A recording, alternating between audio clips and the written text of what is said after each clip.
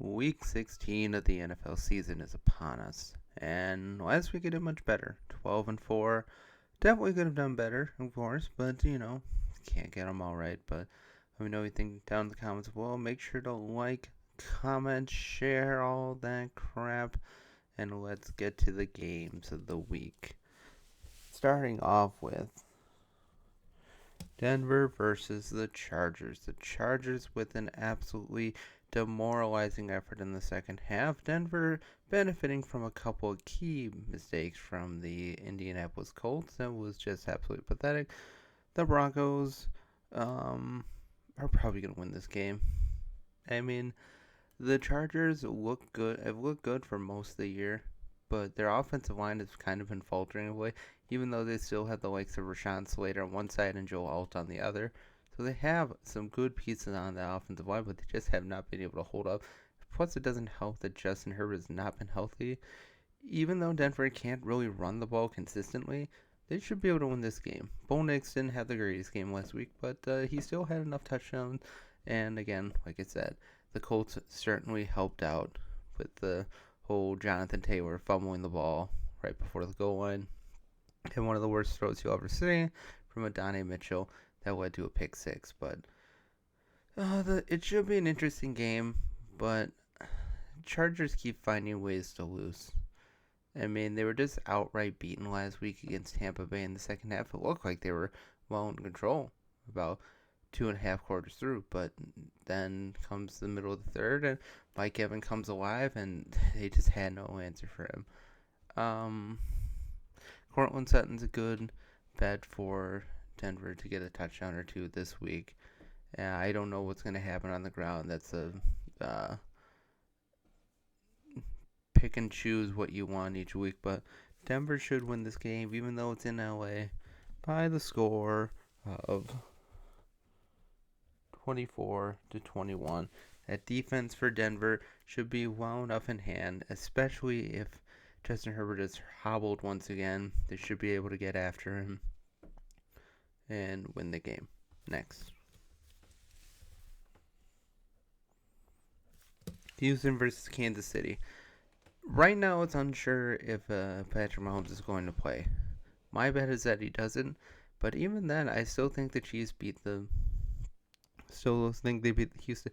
Houston's defense did come alive kind of last week, but at the same time, they nearly lost the Dolphins, who really had no direction. If not for Tua having those 4 turnovers, the Dolphins probably win, but they just didn't look very good.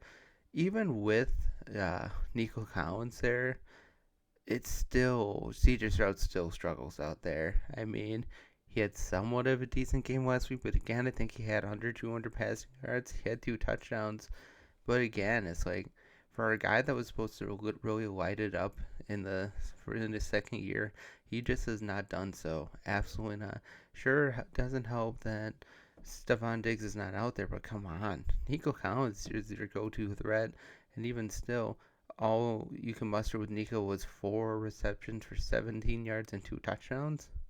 I mean, that's a good fantasy day, but in the NFL, it's like, it could do much better, and they have not been able to consistently run the ball either, and with the way Kansas City's defense has been playing, they'll probably be able to bottle up Joe Mixon, and if that happens, they're going to tee off on CJ Stroud. So even though Carson Wentz is most likely to be able to start this week against Kansas City, I have learned that you just don't pick against Kansas City. Even with Patrick Mahomes not out there, they should be well in hand to still beat the Houston Texans. I mean, Texans don't really have much to play for anymore. I mean, they locked up the AFC South, and there's probably no way they're going to move up at all in the playoffs. So Houston's still going to go for the win, but in Kansas City on a Saturday game, Kansas City wins 27-21. I think this is going to be a ground game mainly for Kansas City, and I think Pacheco should be able to run through that defensive line of the Texans. And if Houston's can't get a running game going, it's going to be a long day for CJ Stroud. Next, Pittsburgh and Baltimore, potentially the game of the week. Baltimore coming in strong after an absolute drubbing of the Giants because Lamar Jackson always lights up against really bad teams. Pittsburgh had a chance to win last week against Philadelphia, but again, a inopportune fumble by Najee Harris, and that game was never close after that. Philadelphia pulled away, and they basically held on the ball the whole fourth quarter. Again, Russell Wilson, he still gives you good moments out there, but he's still probably never going to take this team very far. He's probably still the best option over Fields, but I still see this team in the Steelers. I still see them as a maybe make it to the divisional round, but most likely lose out in the wild card round. They're a good team. They have a good defense, but even with all the money they've invested in defense, they still can't stop anybody at times, especially when they're playing good teams. It doesn't help that TJ Watt went out with an injury. Now, it was a lower ankle injury, so it's not as bad as the high ankle sprain, but who knows if he'll be out there this week. Baltimore's defense has been fine of late, but again, they haven't really played anybody. Lamar Jackson still could play for the MVP, but let's be honest, it's Josh Allen's award to win, even with the effort that Lamar Jackson had last week. Again, they played against the Giants. You expect him to absolutely blow it out against the Giants, but Pittsburgh still has had Baltimore's number, and I think it all depends on if TJ Watt plays. But I still think Pittsburgh probably wins this game.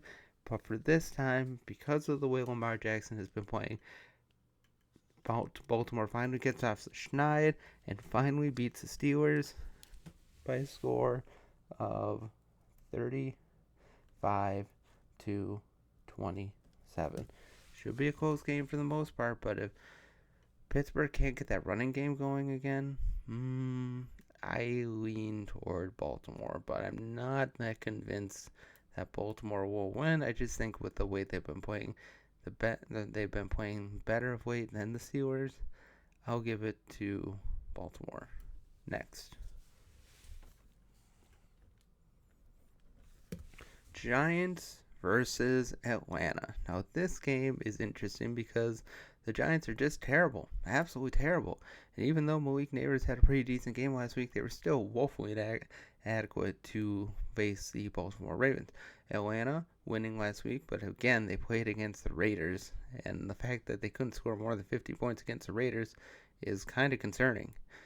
Kirk Cousins still the quarterback for now. Again, I still don't see a reason why Michael Penix Jr. is going to start at any point this season. He's probably just going to give him a full year behind Kirk Cousins, and then coming in next year, we'll see a true quarterback battle to see if Michael Penix can beat him out.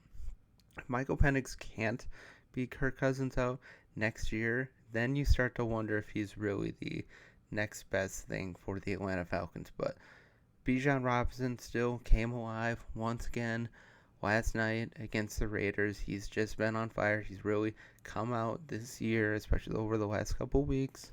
And they're playing at home after a great game last week for Mooney. Last week, he came out with 0 reception for 0 yards against the Raiders. Absolutely pathetic. And Young Waku still kicking, but it seems like they just can't muster much offense lately other than their kicker. And yeah, they were able to generate a couple touchdowns against the Vikings a couple weeks ago, but they still got beat out. Their defense is still not that great, and that's always what's going to hold back Atlanta from truly being great. I mean, I remember earlier in this year when they acquired Matthew Judon from the Patriots, everybody said, this is here. The Falcons are ready. They finally have a good defense, and look what they've gotten this year. They're 7-8, and they're just not a great team. They're just not. I mean, they're just not a really good team. I actually don't think that's the record. I think they're 7-7. Yeah, 7-7. But man, they had this division wrapped up a couple weeks ago, but they still found a way for Tampa Bay to win. As long as Tampa Bay continues to win, Atlanta's not going to win. But I will give it to Atlanta this week. The Giants are just woefully inadequate. It doesn't matter if it's Drew Lock or Tommy DeVito out there. The Giants just can't hope to compare with even the Falcons. And the Falcons get another win. I would hope Kirk Cousins is able to come alive along with Bijan this week. And if not, questions need to be asked about the viability of Kirk Cousins going forward. Even though, like I said, I still don't think he's going anywhere but being the starting quarterback for the rest of the year. Falcons win 27-17. It'll give the Giants at least a couple points, but yeah, not going to be a good day for the Giants again. Next, Detroit and Chicago. I'm going to make this quick. Even without Montgomery, even without all the guys in their defense, Detroit is going to win this game. They are going to win this game because Chicago is just a battered, broken franchise with nothing left to play for. Their quarterback is just looking awful. He needs to mature. He needs to grow the fuck up because he doesn't look good out there. He just doesn't. He's not throwing interceptions, but he's not doing anything to win. He just looks lost out there. This team looks lost out there. It doesn't matter who they throw out there on defense or the offense. They just can't get anything done, and they just can't score in the first half. They're like been outscored 53-0 in the last 4 games in the first half. They just cannot score in the first half. I don't know what it is. And even against this battered defense for Detroit should win. I don't want to say handily, but it's not going to be very close. Jahmyr Gibbs should have a great game this week. Amon-Ra St. Brown should have a great game this week. I just don't see any reason for the Bears to win this game. Jared Goff should go off again. Their defense should still be able to get to Caleb Williams a couple times this week because Lord knows their offensive line is not going to stop anybody coming their way. So Detroit wins 30-14. Especially after the beatdown that was last week from the Bills. Well, it was a lot closer than it actually was, but Detroit's going to come out swinging this week, and the Bears are going to be the unfortunate recipient of that beating. Next, Cleveland and Cincinnati, an interesting game. Cincinnati still playing to maybe make it into the playoffs. I mean, they still have a small chance to get in, but again, if they lose this week, they're basically done. Cleveland's been eliminated a long time ago. It looks like Dorian Thompson-Robinson is going to be starting this week for the Cleveland Browns. Jameis Winston, after everybody's just, oh my God, he's great. He has a couple interceptions last week, and now he's back on the bench. Yeah, apparently all that play, all that nice repertoire that he had with Jerry Jeudy, yeah, that doesn't mean anything. You're just going to go to Dorian Thompson-Robinson, who, again, didn't look very good either in relief. He just didn't look good either. So, unfortunately, if you have Jerry Jeudy in fantasy, I would still look for other options. I mean, he's still been one of the best wide receivers this year, but I don't know what the repertoire between him and Thompson-Robinson is. Jerome Ford could be a savior for you if you're losing people on and running back. He could be a good pick this week going against Cincinnati. It's terrible defense this week. We'll see what happens. Cincinnati, Joe Burrow has just been on a tear again. If they were in playoff contention, he would be up there for MVP, but since that is not the case, he is not. Jamar Chase will have a good game this week. T. Higgins probably have a good game this week.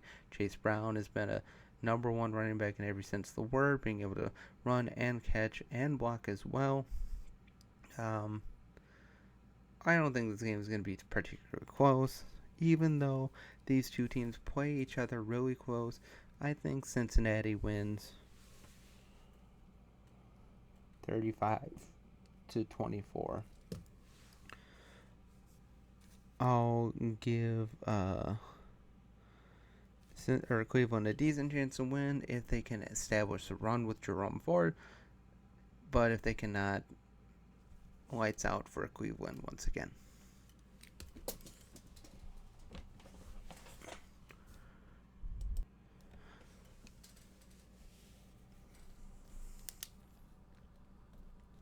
Tennessee versus Indy. Indy coming off the absolute devastating loss to the Broncos. Tennessee with another loss to Cincinnati. Yeah, Tennessee's out. Indy's basically out. And Anthony Richardson, again, questions abound continuously. Jonathan Taylor had a nice bounce-back game last week in terms of yards, but instead of just crossing the goal line and just then celebrating, he drops the ball right before it, and as a result, it's a fumble. And Denver gets the ball. And it was at a critical point in the game. Like, if Indy scores a touchdown there, they take the lead. Instead, Denver gets the ball back, and they go right down the field and score. Yeah, Jonathan Taylor, I don't know what you were thinking, but yeah. I don't know what it is with players that do that, but it's getting old. Tennessee likely going to Mason Rudolph this week after the mailman was benched for 3 interceptions and another turnover as well. And even though the game looked pretty close last week for the Cincinnati and the Tennessee Titans, it really was not. Cincinnati won that game handily. Indy should win this game. I like Jonathan Taylor to get going. It'd be nice this time if he held on to the ball, for sure. If he is able to hold on to the ball, Indy should win this game. It is in Indianapolis. And Tennessee really has nothing to play for. Tony Pollard might not play this week. He seemingly got injured last week. So if he is out, Tyjae Spears at least showed that he maybe has something going forward. He scored a couple touchdowns last week. So that's a nice rebound for him because he just hasn't had the year that a lot of people thought, me especially. I thought Tyjae Spears was going to take over the running back role at least some time during the season, but he just has not done that. He's had injury concerns, and that has kept him from really realizing full potential. But, if Tony Pollard does not play, this might be another opportunity for Tyjae Spears to show his quality for the Tennessee Titans. But Tennessee is likely going for a quarterback next year. Mason Rudolph is probably an upgrade from Will Levis, but not much of one. But I will give Indy the chance to win. Just make sure you don't throw the ball to Adonai Mitchell and expect him to complete a pass. Otherwise, it'll probably turn into a pick six. But the score for this game should be 24-17.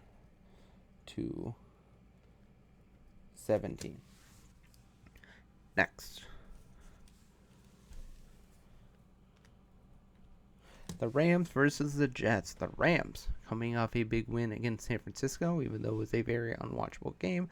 The Jets coming up with a big win against Jacksonville. Aaron Rodgers showing his vintage quality, along with a great connection to Davante Adams, especially in the last half of the fourth quarter.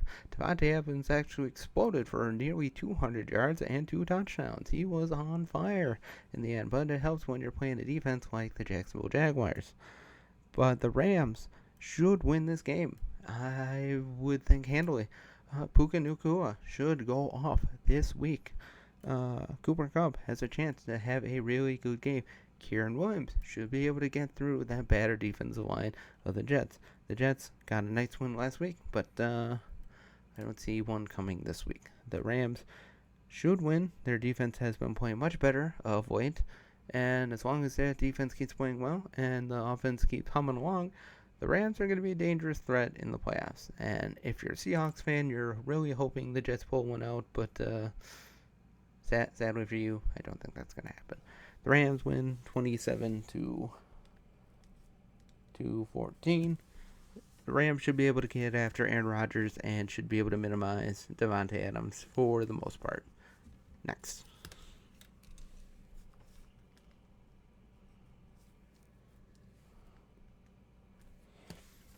We have the Arizona Cardinals versus the Carolina Panthers. The Panthers, after having some magic the past couple of weeks, finally came back down to earth last week, Bryce Young had 4 turnovers, and he's still the best option in Carolina.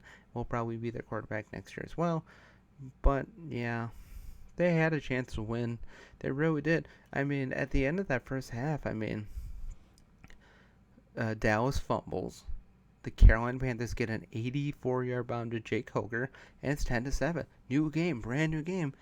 But first time out for Carolina, they fumble it, and then it was over after that. Carolina never stood a chance after that game. Arizona with the beatdown of the Patriots, but that's to be expected.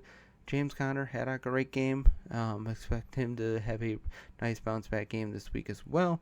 Kyler Murray still the best man in Arizona, but still he doesn't give you much of what you would expect, especially touchdown-wise. Still makes some good plays out there, but I don't know. Just something's lacking between him and the connection of Marvin Harrison Jr. Marvin Harrison Jr. was supposed to light it up this year for Rookie of the Year, and he showed a couple of good games earlier in the year, but just has not been the same since that concussion that he suffered against the Packers. And as long as that continues not to shine, you worry about the connection going forward. I'm sure another off season, and they should hopefully be back to Murray to Marvin Harrison Jr. next year. But Carolina, I don't see them winning this game. I really don't. Arizona hasn't been looking great, but they made enough plays to win. They likely win this game and keep their small playoff hopes alive, winning by a score of 24-14. Carolina might have a chance to win as long as Bryce Young can minimize the turnovers, but if not, Arizona should win. Next, Minnesota versus Seattle. Minnesota coming off another devastating win over the Bears. The Bears just got crushed once again. Seattle with a dominating loss against the Packers, getting beat down. Geno Smith left the game early, and then the disaster known as Sam Howell came out, and he just should not be a starting quarterback or even be on the field at all. Minnesota should win this game. Flat out win this game. If Geno Smith does not play, Minnesota will absolutely crush the Seattle Seahawks. It is in Seattle, but if Sam Howell's out there, that defense of the Vikings will tear him apart limb from limb. And it doesn't matter if Shaq Charbonnet or Kenny Walker's out there. That offensive line is not looking good. I mean, Charbonnet had some nice plays against the Packers last week, but just not consistent enough to really get any running game going. And the fact that they were down early really limited his chances to have a really good game, which definitely could have been viable had the Packers, not beaten them down so bad in the first quarter.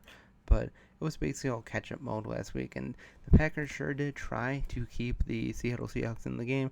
They still got beat down regardless. Minnesota, with the way that connection between Darnold and Jefferson has been going, and Addison has been pretty good the past couple of weeks as well. Aaron Jones has been lighting it up on the ground as well.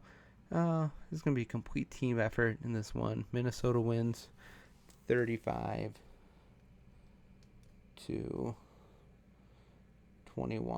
I know.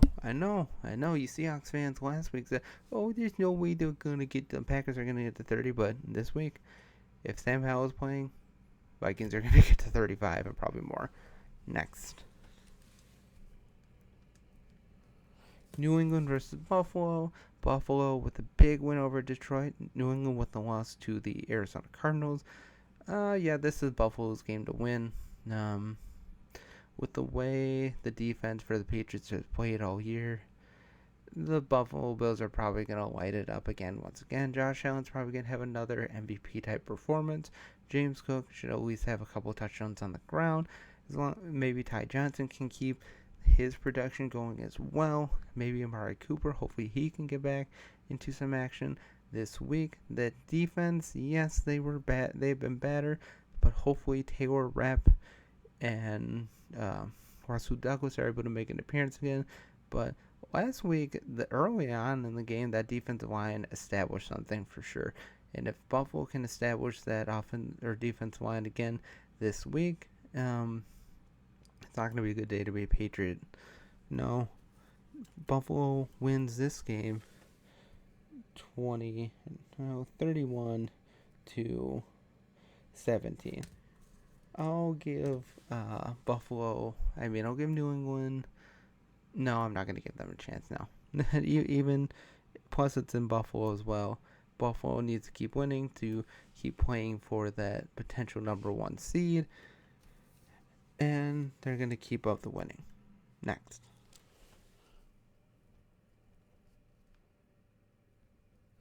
Jacksonville versus Las Vegas. An interesting game. Well, not really. Both teams are absolutely terrible.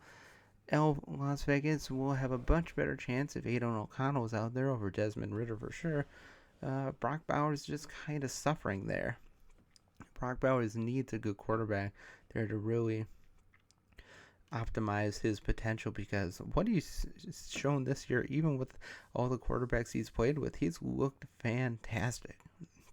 Arguably, the second coming for a tight end in this year has been possibly for years to come. Jacksonville with a near win last week, but Mac Jones cannot stop throwing interceptions, and as a result, they lost at the end of the game. Jacksonville, again, not much. Las Vegas, not much either. Again, Las Vegas losing Sincere McCormick on Monday night. Hopefully he's able to return, because that'll be like under their fourth running back. Probably could be an Alexander Madison type game. But, man, this game was a toss-up in every sense of the word. Mac Jones has shown some ability the past couple of weeks to get the ball out, score some touchdowns for sure. Brian Thomas has come alive the past couple of weeks as well, showing he can be a future star for the Jacksonville Jaguars for years to come. Both defenses are battered and terrible. Man, I don't know. I will go with Jacksonville to win this game, just because I think they've shown a little bit more on the offensive front. But it's going to be 17 to 14. Again, not much to speak of. Next game. San Francisco versus Miami. Now, this game at the beginning of the year looked like it could be an absolute barn burner. But, of course, both teams are battered with injury. Tua has just not been the same. And San Francisco is probably down another running back as well. Brock Purdy still the best quarterback San Francisco has right now, but I think he's shown over the past couple of weeks that he's not top extension material, that's for sure. I think Brock Purdy, in the end, ultimately is a game changer that had a really good team around him that really made him look a lot better than what he actually is. Miami, Tua, we'll see what he's able to do this week. Expect Devon Achane to get back going this week. Tyreek Hill looking to be the primary target this week, along with Washington and Jonnu Smith. Who knows what's up with Waddle? He injured his knee last week and probably won't go again this week, depending on the severity.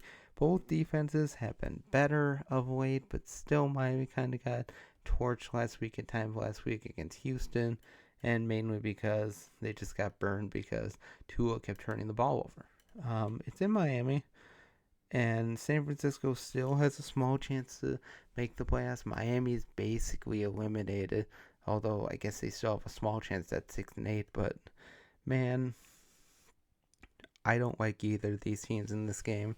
I really don't. In the end, I think I will go with